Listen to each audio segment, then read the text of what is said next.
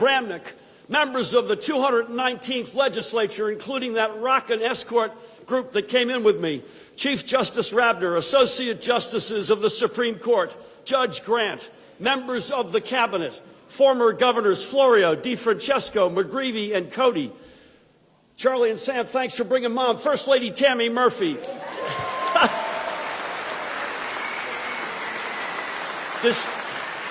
Distinguished faith leaders, veterans, members of organized labor, honored guests, and my fellow New Jerseyans.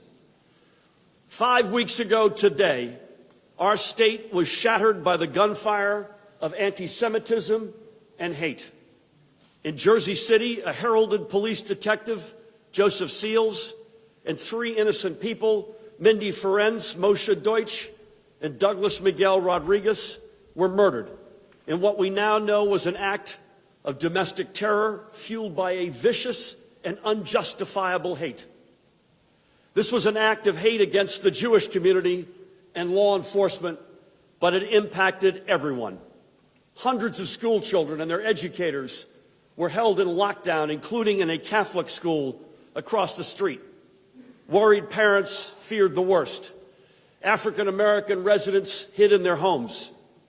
Without the tremendous response of everyone in law enforcement, I shudder to think how much worse that day could have been for Jersey City and for our state.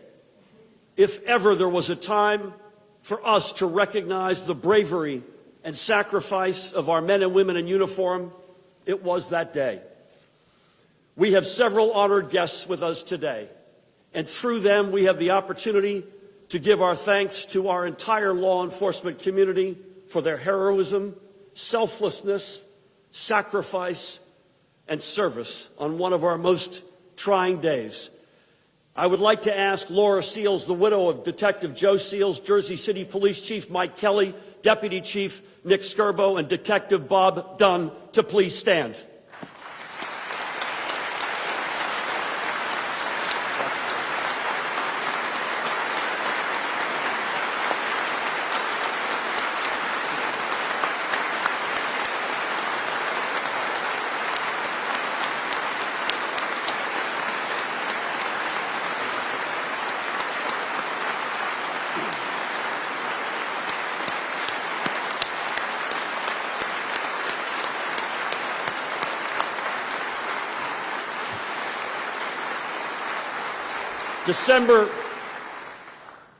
December 10 also highlighted how close-knit our tremendous communities of faith are. All of us, regardless of where we worship or by what name we call our Creator, were affected that day. One of my heroes, Senator Robert F. Kennedy, quoted the Greek playwright Aeschylus on the evening of the assassination of Dr. Martin Luther King, Jr.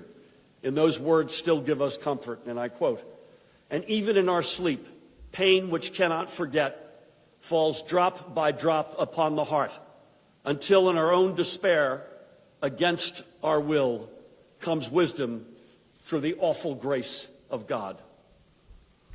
Over the past weeks, we have been brought together as one New Jersey family, first in shock, then in mourning, and now in our commitment to stamping out anti-Semitism. I want to be clear. We are committed to ensuring that our communities of faith have the resources they need to be safe. I will proudly sign legislation to provide additional security aid for our houses of worship and to expand the definition of and penalties for domestic terrorism.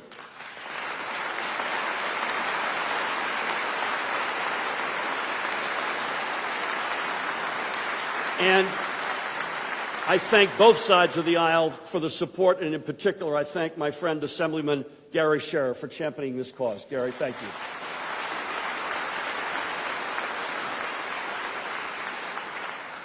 The scar of anti-Semitism on our state is still fresh. The grief of 4 families is also still fresh. Let us commit to using this new year to heal the rifts in our society. This is New Jersey. When someone tries to pull us apart, they only ever succeed in bringing us closer together.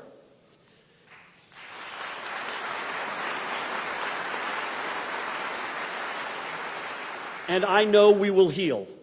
We gather today at the dawn of a new year and a new decade. The days and months before us are filled with potential and bursting with opportunity. And yet, even as the new year unfolds, our mission does not change.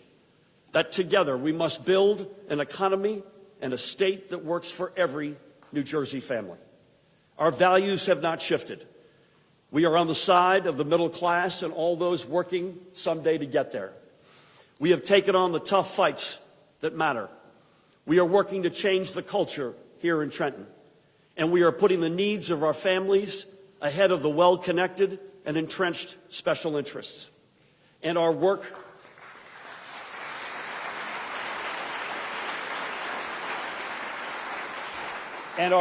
will not slow down.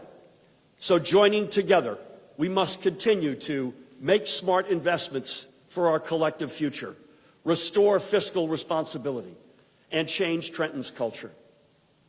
Looking out, this is a room that's packed with people who are proud to call themselves New Jerseyans. We find commonality in, among so much, our history. Like the state where the first game of college football was played. And to that end, I see one favorite son who's come back to intensify the Jersey pride we feel along the banks of the old Raritan. Let's welcome home the returning head football coach of the Rutgers University Scarlet Knights, Greg Schiano.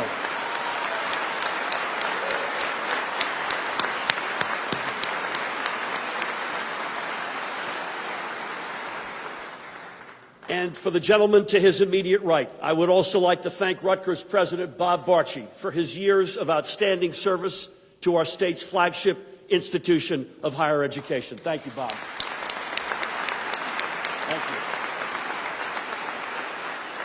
you. And I am watching closely as Rutgers undertakes finding its next great president, because in so many respects, as Rutgers goes, so goes New Jersey. The dawn of a new decade is a time of optimism, but we also find it a time of growing anxiety. However, more than ever, we must stay true to our promises and hold firm to our commitments. And we have already done so. Over the past year, by working together, we have made New Jersey a better, more hopeful place to call home. And we will continue to do so. And because of this, I am proud to report that the state of our state is stronger and fairer than ever before.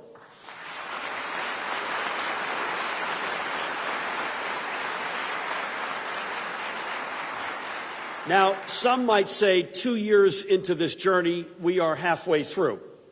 I'm leaning toward saying we're a quarter of the way through. But that's another speech for another day.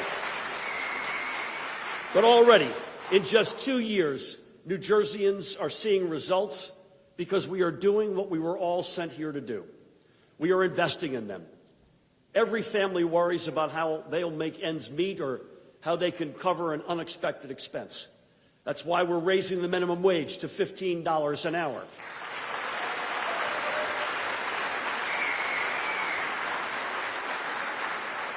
It's why we created and expanded tax breaks for working families. Why we're attacking the sources of high property taxes, and why we're providing more property tax relief than ever before. Too many families wrestle with how they balance work and family, particularly at a moment of need. So we expanded paid family leave and guaranteed the right to earn sick leave. Some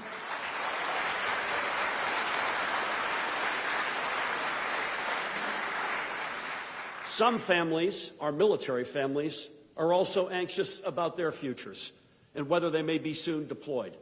We owe it to them and to the veterans who preceded them to create a state where their place is secured and where they feel supported.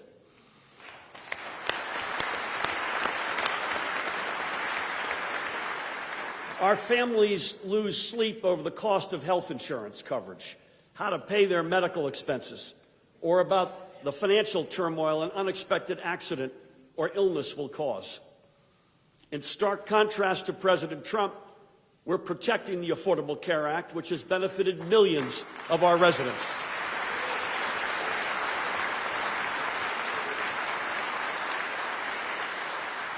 I remain incredibly proud of the work that we have done to protect the tenets of the ACA and to establish the state-based health exchange, which will go online later this year.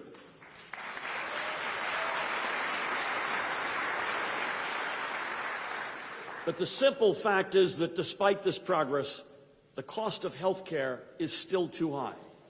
Our residents, our families, and our businesses all struggle with the high cost of coverage, the cost of medications, high deductibles, out-of-pocket expenses, and more. We've implemented smart policies like the historic reforms Speaker Coughlin and Senator Joe Vitale sponsored to protect consumers from surprise out-of-network bills. Amen.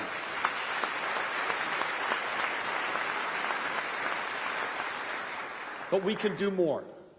So I am establishing an Office of Healthcare Accountability and Transparency in the Governor's office to work across state agencies and lead critical efforts to reduce consumer health care costs, make insurance more affordable, and improve price transparency.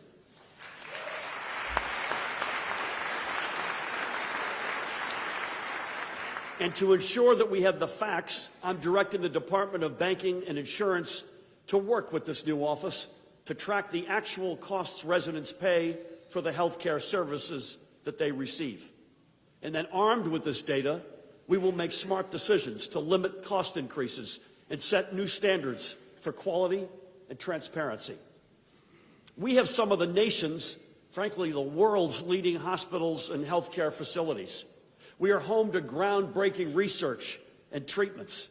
We need to ensure that these are accessible to everyone. We will also seek to better integrate behavioral and physical health care, especially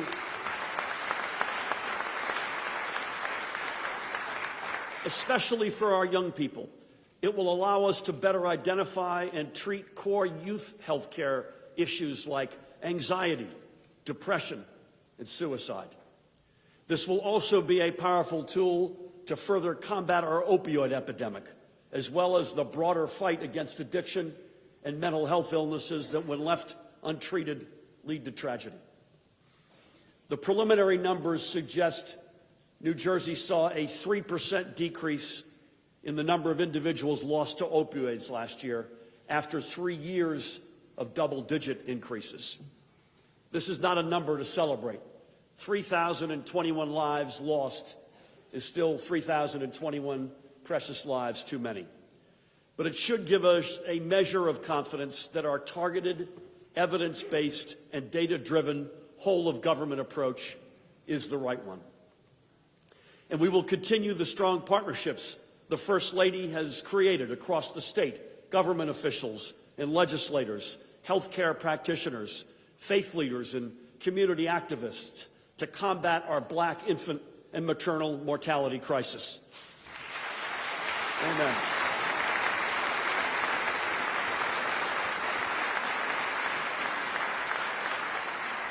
She will not stop, we will not stop until New Jersey is the safest state in the entire nation to give birth.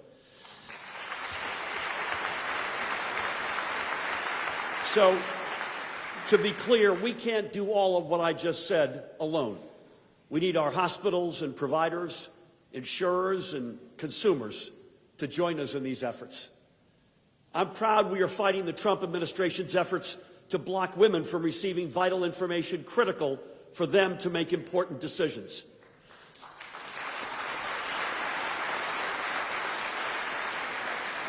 Together, we've protected funding for Planned Parenthood and women's health care.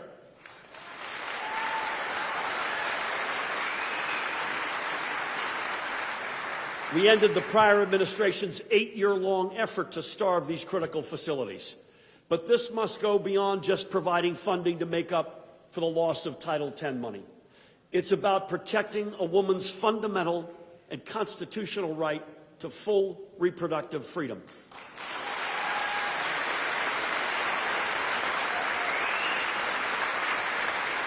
So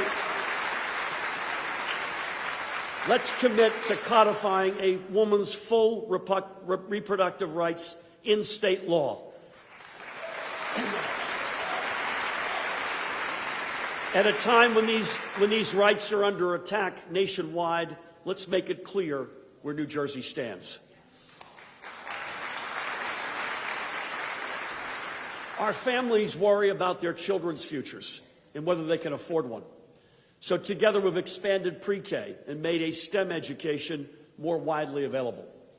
We've become the first state in the history of our nation to make arts education available to every single child in our public schools.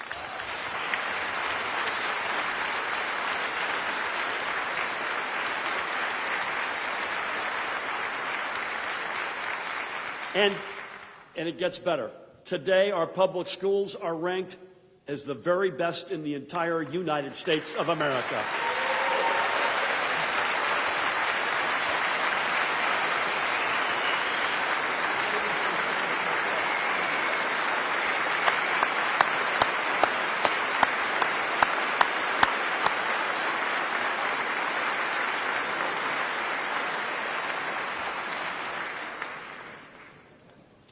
Let us thank our public school educators and educational support professionals who do this outstanding work every single day.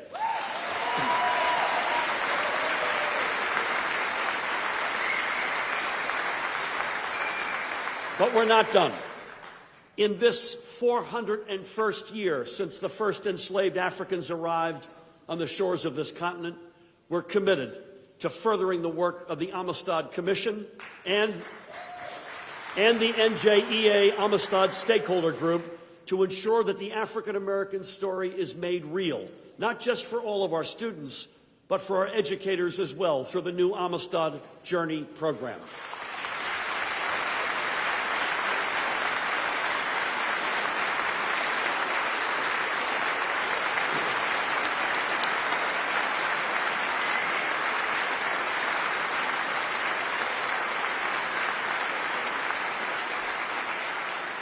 Likewise, with the rise of anti-Semitism, we renew our commitment to the mission of the New Jersey Commission on Holocaust Education as well.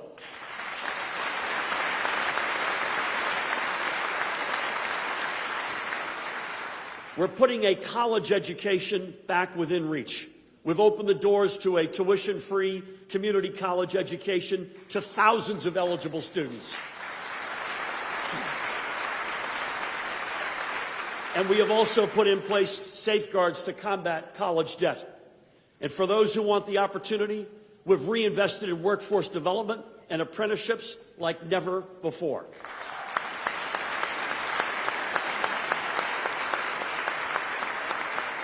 We are building a New Jersey where everyone belongs and everyone matters.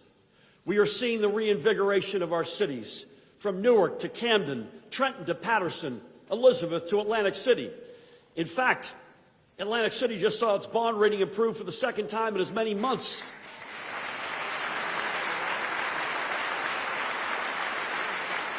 Proof that our collaborative and cooperative approach to turning Atlantic City around is the right path to take. And we owe a tremendous gratitude to Lieutenant Governor Sheila Oliver and her team at the Department of Community Affairs for this progress.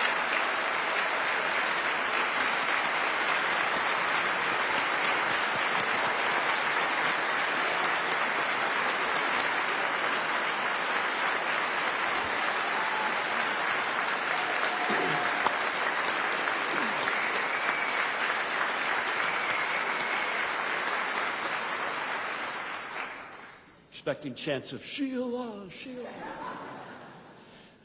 Our people want New Jersey to stand at the forefront of the national fight for justice. So we've worked together to allow the expungement of records of residents whose futures have been held back because of past convictions.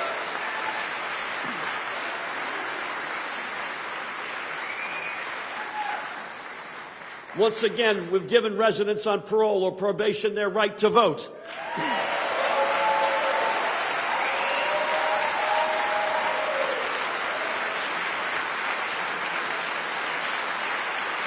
And we are giving our proud immigrant community the ability to earn a driver's license.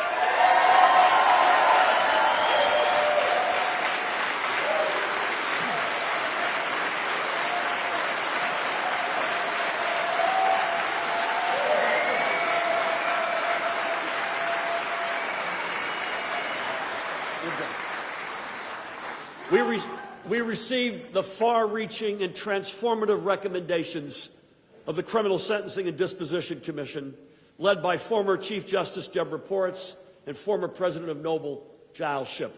And I also want to thank Senators Sandra Cunningham and Nellie Poe for serving on the commission.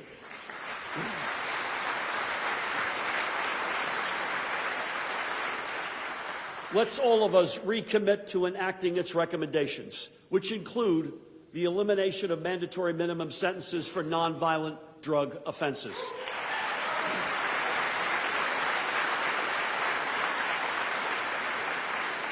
Let's lead the way for creating safe communities and neighborhoods through a criminal justice system that lives up to that all-important word, justice. And let's do this not just because it's the right thing to do, which it is, but because our state will only be stronger and better when everyone is a full participant in our economy, our democracy, and our society.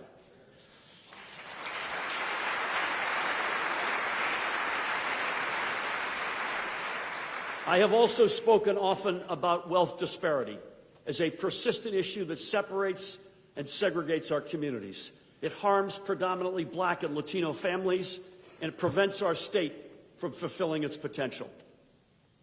These disparities have deep roots and complex causes.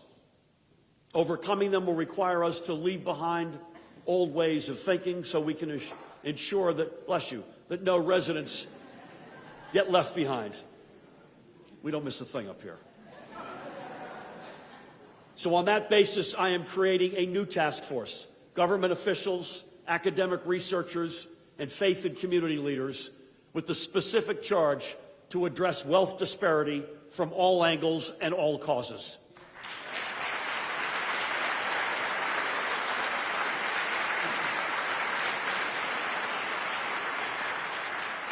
Their work will better inform our work in closing these gaps and ensure that the communities which have historically been left behind can help us lead.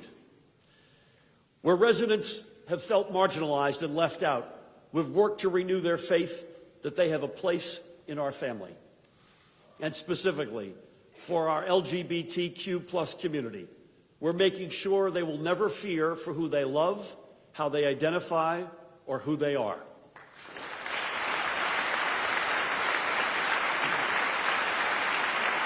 Amen.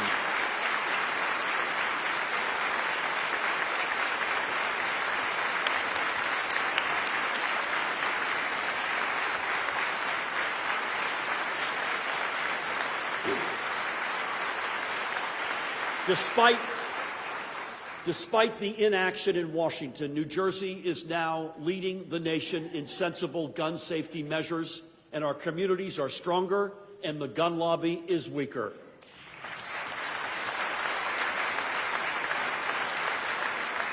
And we did that together. Likewise, we know climate change is real. Instead of denying reality, we're acting on it. To win the next generation, we're working to be the first state in America to incorporate climate change education across our K-12 state education standards. And we're going to make the fight against climate change a cornerstone of the innovation economy. 2 years ago, when our administration took office, New Jersey's clean energy future was stalled. Today, we are on the way to an ambitious goal of 7,500 megawatts of offshore wind energy by 2035. Now, that's a big deal.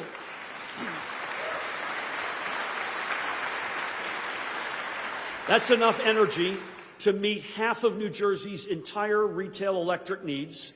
It will remove billions of tons of fossil fuel pollution from our air, and it will create tens of thousands of good-paying union jobs.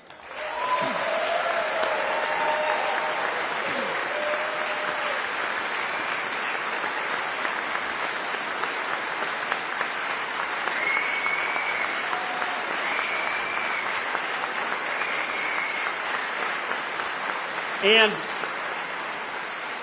in 2 weeks, I will unveil New Jersey's new Energy Master Plan, our comprehensive roadmap for arriving at our goal of a 100% clean energy economy by the year 2050. We're working to protect every school and home in New Jersey from the dangers of lead. I applaud especially, amen. I applaud especially Mayor Ras Baraka, Essex County Executive Joe DiVincenzo, and Freeholder President Brendan Gill, and many legislators, by the way,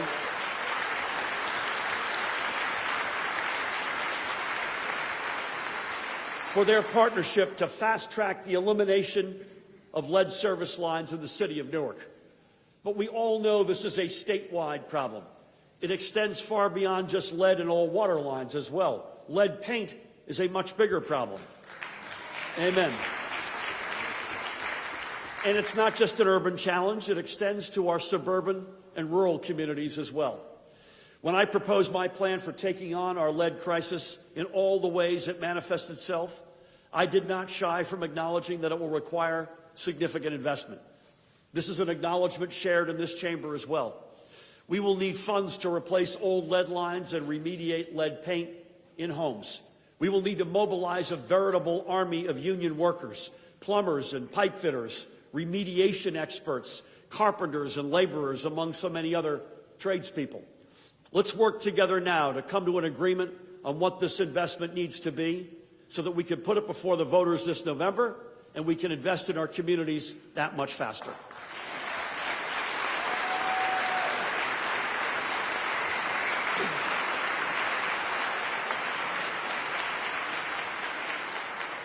Over the past 2 years, since the beginning of our administration and of our work together, our economy has responded by adding and supporting more than 72,000 new private sector jobs. In 2019, we set and then reset record lows for unemployment since the state began keeping records in 1976. Wages are increasing. More people are entering our workforce. This is all good news. But none of this progress happens by accident. Economic progress does not happen on its own. Social progress does not happen on its own. They only happen when we work together and when we put the people we serve ahead of everything else. We didn't achieve this, by the way, despite our progressive economic policies. We achieved this because of those policies.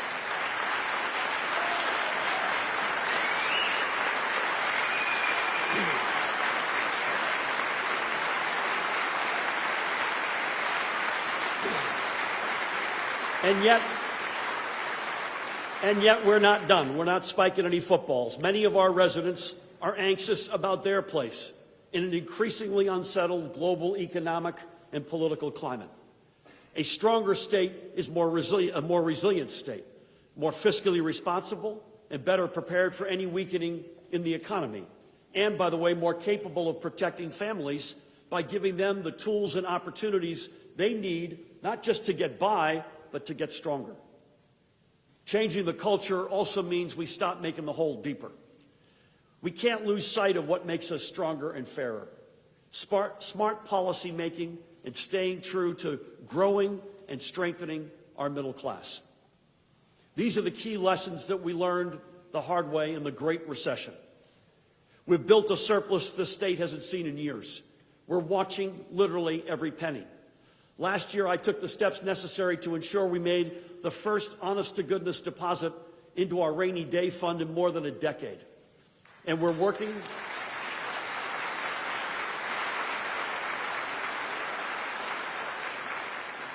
I finally got the attention of the CPAs with that one.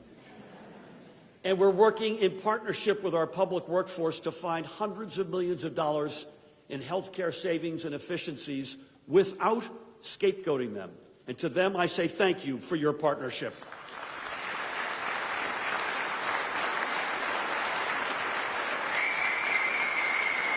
There are still more opportunities for partnership, especially with our educators and ESPs who have experienced unfair and unsustainable consumer health care cost increases under Chapter 78. I look forward to working with labor leaders and legislators in this new session to provide them relief. And just as we did in collaboration with state workers, we will reduce health care costs without sacrificing health care quality, while at the same time generating additional savings for our property taxpayers. And let's not forget that the overwhelming number of our educators and ESPs are themselves New Jersey property tax payers.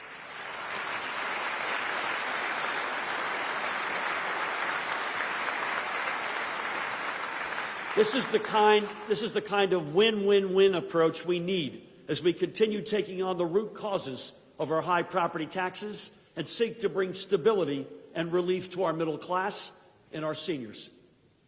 We've restored more than $500 million in formula-based aid to our public schools. And every new dollar in state aid is a dollar that isn't shouldered by property taxpayers. And working with the Lieutenant Governor and the Senate President, we've renewed a commitment to shared services. For the past 2 years, at our request, Mayors Nicholas Platt and Jordan Glatt, each a Democrat and a Republican, have served as our administration's shared services czars. And they've worked hard to bring communities to the table together. And today, we have more shared service agreements under consideration than ever before, 980 at last count, and still more coming in.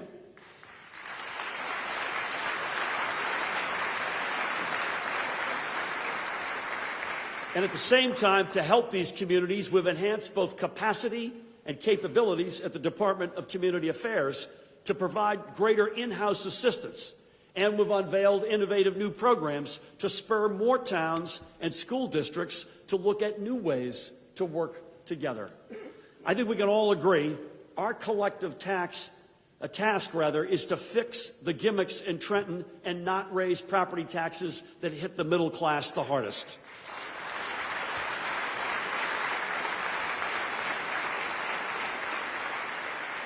Now, some in Trenton claim the best way to make our state stronger is to undo common sense middle-class building accomplishments that we all have made together. They want us to make the same false and failed choices made a decade ago. Trenton tried their way, and history is clear. That way failed. New Jersey hobbled its way through economic recovery because their choices failed to create jobs and failed to raise incomes. They failed to keep New Jersey from falling behind. Together, we must choose differently. I'm going to fight every day for the middle-class values that built New Jersey in the first place. It's why I am not giving up the fight for a millionaire's tax so we can ease the property tax burden.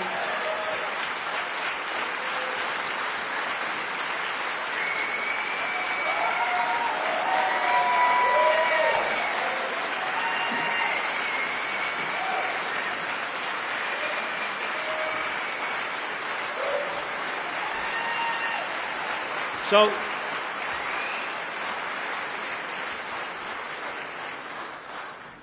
and a millionaire's tax will allow us to ease the property tax burden literally on millions of middle-class families and seniors, and it will do more to help fund our public schools. Overwhelming majorities of residents of all political stripes support this. We should too. The millionaires and corporate CEOs made out just fine in the last recession, and I assure you they will again when the next one hits. Thanks to the federal tax system, the richest 400 Americans now pay a lower tax rate than the nation's middle class. That is the first time that has ever happened. The answer to ensuring we come out of any recession stronger than when we went in is not to tell the middle class and the most vulnerable, perhaps another day, but not now. That choice was made in the last recession, and the middle class paid the price. And we lagged in no small part because we were stuck in an old-fashioned belief that when a job is lost at a recession, all a worker has to do is wait things out and get it back once the economy recovers. The Great Recession proved the fallacy and foolhardiness of that old way of thinking. Many of the jobs lost never returned, and more workers were left without the skills necessary for the new jobs that beckoned. We will not repeat that mistake. We will make New Jersey a national leader in welcoming and maintaining the jobs of tomorrow. We have been ranked literally the smartest state in the nation. That's good news. Yet I have met many CEOs and corporate board chairs whose first question about New Jersey is whether we have the homegrown workforce they need. And then on the flip side, I've talked with New Jersey college graduates afraid they can't find the employment they want with the skills that they have. For us to succeed, we need to close this gap. I directed our Jobs and Economic Opportunity Council to generate a plan to do just that. I thank Higher Education Secretary Dr. Zakiya Smith-Ellis, Education Commissioner Dr. Lamont Repollet, Labor Commissioner Rob Acero-Angelo, and EDA CEO Tim Sullivan, and members of my policy staff, among so many others. Today, I am proud to present this plan, which we are calling simply Jobs NJ. And tomorrow, I will visit the East Brunswick campus of Middlesex County Vocational and Technical Schools to further highlight this new effort.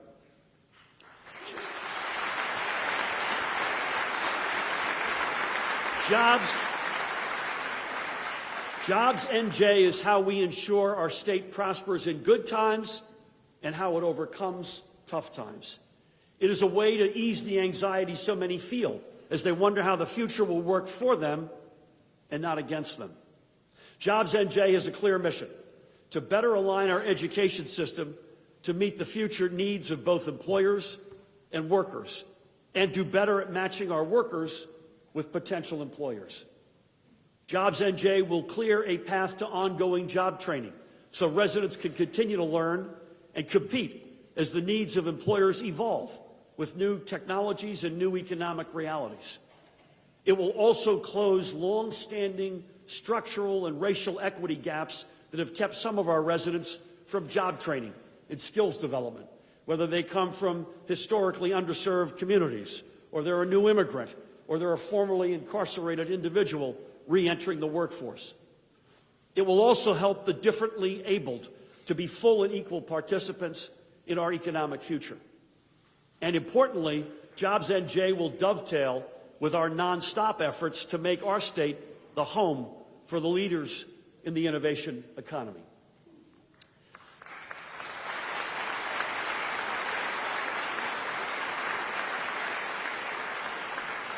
Last month, with great pride, I announced 4 new appointments to the Economic Development Authority Board, and they're with us today. Jenny Bauer, Aisha Glover, Rosemary Hicks, and Marcia Marley. Congratulations, ladies.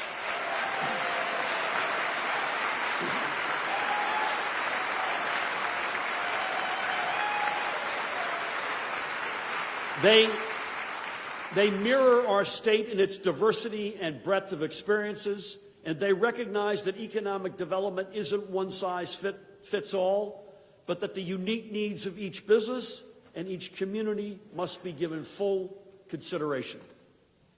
We now know that some companies received tax credits they did not deserve and took credit for jobs they did not create. They didn't just hurt their own reputations, by the way. They hurt the reputations of the many more good corporate actors who have done exactly what they said they would do. I've now spent well over a year working alongside the Senate President and Speaker, and many of you actually, to create a new system of incentives, one complete with greater transparency and safeguards and common sense caps.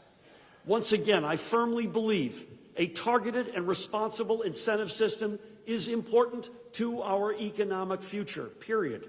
We all share this view, and we should have gotten this done. Unfortunately, the legislative session ended yesterday without a final agreement on tax incentives. But today starts a new legislative session, and I am just as determined to finish the job as I was yesterday and as I was on October 1st, 2018, when I first put forward the case of a new way of doing things. Let's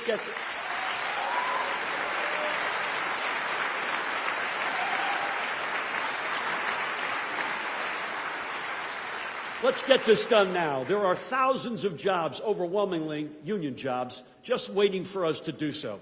Let's send a clear and unmistakable message to our people that we can successfully tackle the big issues and that we can put the interests of our taxpayers ahead of the special interests. And I look forward to our continued partnership to fix NJ Transit. As you've heard me say many times, we will fix NJ Transit if it kills me, and it might. At the end of the day, we still must answer to the commuter whose train was canceled or whose bus is over capacity. And I won't be happy until we bat 1,000. But let's be clear. The series of reforms we are undertaking to change NJ Transit's fundamental operations and the hundreds of millions of dollars in state budget investments we have restored are unquestionably improving things. Data clearly shows that cancellations are down and on-time performance is up.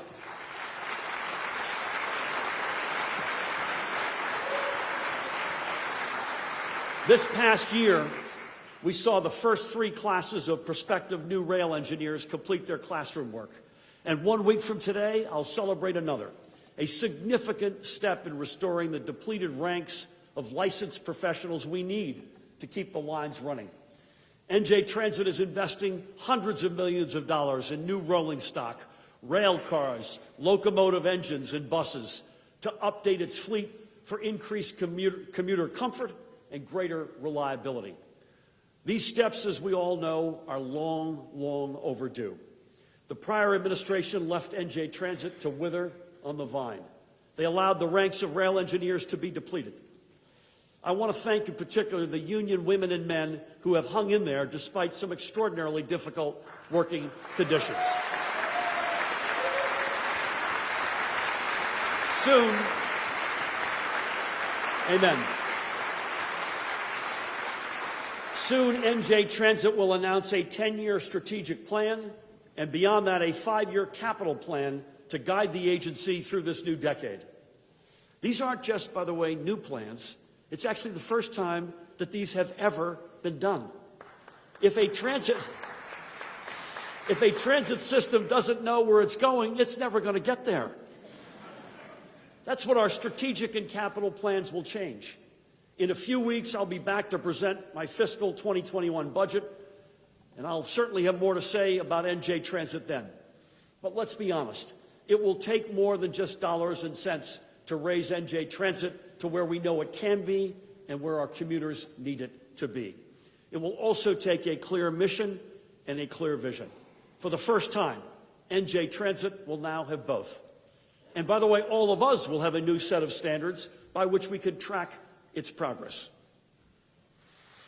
All of what we've accomplished is changing the trajectory of our state. But I was also elected to move the needle here in Trenton and to change a culture that many New Jerseyans feel is out of step with their lives and behind the times in which we live. That's why all we have done to restore fiscal responsibility has mattered so much. Increasing our surplus, putting away funds for a rainy day, honestly making our pension payments. This is changing the culture. But we can and must do more to gain the trust of our residents and to decrease their rightful cynicism. In the coming weeks, I will propose a series of ethics reforms, among other things to strengthen financial disclosures, tighten pay-to-play requirements, expand transparency, and increase awareness generally to the goings-on here in Trenton. It's been more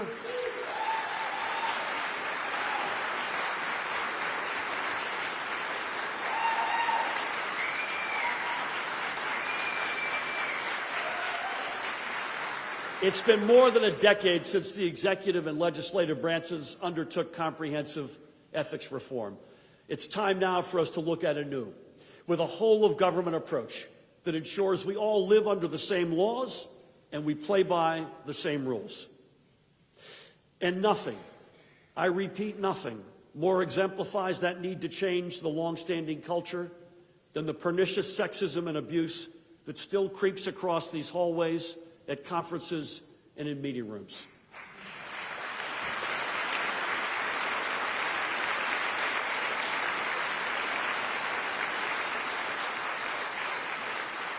We all must be disgusted by the stories which women, by the way, across the entire spectrum of race, age, and experience, tell of their mistreatment by men who felt empowered, if not protected, by Trenton's culture. For too many years, too many people in power have turned their eyes away from behavior they knew was not only happening, but was pervasive in Trenton. We know that Trenton is often resistant to change, and this is a most egregious failure. So today I'm calling for all of us to work together to tear down the existing system and replace it with one that treats everyone with equal dignity and respect. I'm calling on my partners in government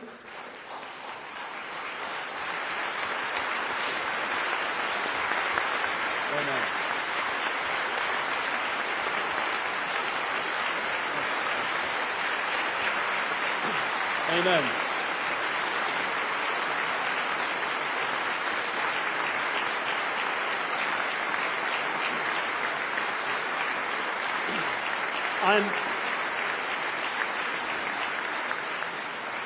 I'm calling on my partners in government to join me in this mission. And I'm calling on those who have stood idly by and allowed this behavior to flourish to start speaking up and speaking out whenever they witness injustice. To my fellow men, we can and must do better, not just by changing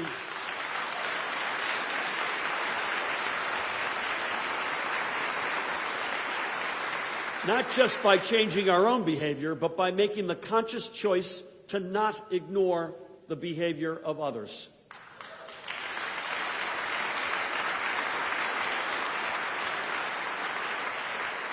And to the women listening, we will listen and we will act.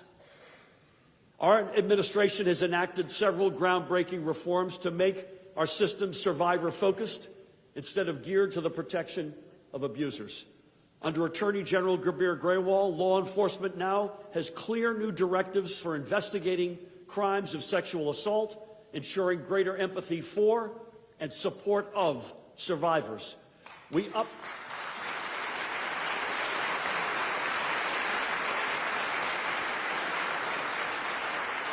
We updated the state's discrimination and sexual harassment policies so they lean more directly in support of state employees who have experienced sexual harassment or discrimination. I signed the Sexual Assault Victims Bill of Rights. And just yesterday, I signed both a series of bills to protect survivors and encourage people to speak up, and legislation to create a new commission on campus sexual assault.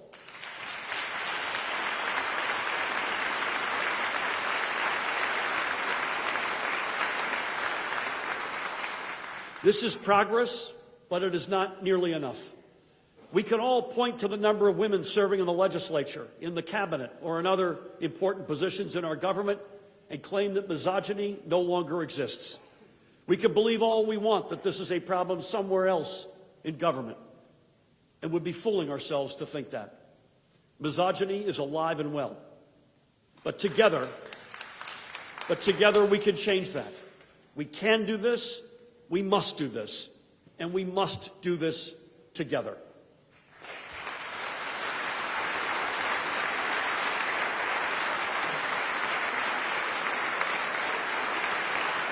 Amen.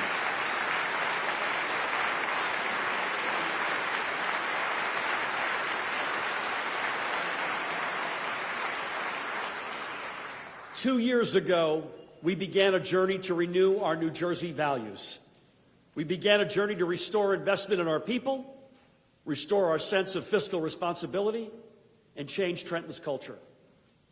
We're taking on challenges which developed and deepened across a generation as past leaders neglected the problems facing ordinary New Jerseyans while taking care of the special interests and the well-connected, if not, frankly, just taking care of themselves. Putting self-interest before the common good, the next day headline before the long-term work. Those were deliberate choices. And because of that, the challenges left to us won't be solved overnight. In fact, many can't. And we owe it to the people of New Jersey to be honest about that. The easy way out would have been for us to continue pursuing shortcuts that could paper over our problems and make us feel good in the short term. But I refuse to let our problems become bigger. Where others have focused only on the next election, we're focused on the next generation.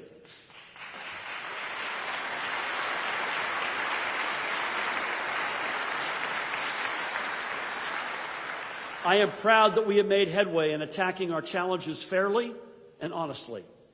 Today and together, not only are we making different choices, we're making better choices. And at no point have we sat back and claimed mission accomplished. I am not going to lose sight of who it is we have to look out for. In our effort to make New Jersey stronger, we will not and never leave out our middle class or those striving as I was growing up to join its ranks. Our job is to lift New Jersey up and to make it stronger and fairer and more resilient to the unknowns of tomorrow, so our residents can feel more secure, not just in their futures, but also in their children's. We're now 2 years into this journey together, and look how far we've come. And yet, we have so much more to do and so much more to fix. And as we continue to do so, we will continue to be who we said we would be. And we will keep making New Jersey stronger and fairer for everyone who calls our state home. Thank you. May God bless us and the people we represent, and continue to bless the great state of New Jersey and the United States of America.